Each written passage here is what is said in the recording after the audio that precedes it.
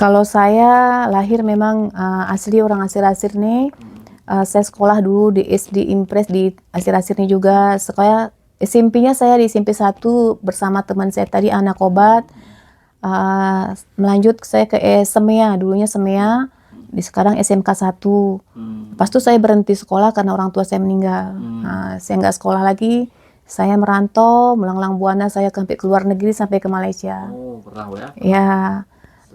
Kalau merajin kerawang ini saya bisanya dari SMP saya udah bisa. Saya otodidak. Saya cuma ngelihat satu ibu dulu ada pengrajin kerawang, saya ngelihat, saya di rumah saya praktekin sendiri. Tapi alhamdulillah sekarang saya udah membagikan ilmu saya ke ratusan anak-anak Aceh Tengah, termasuk Bener Meriah.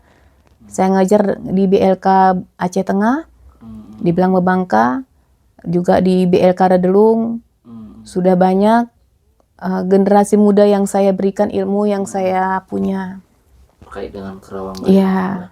Kemudian berarti udah berapa lama Ibu buka usaha kerawang gayo ini? Kalau usaha kerawang gayo ini dari kecilnya dari dua pasang baju anak saya berkembang sampai saya menyewakan lebih kurang ada 200 baju lebih saya udah sewa-sewakan. Udah 20 tahun yang lalu.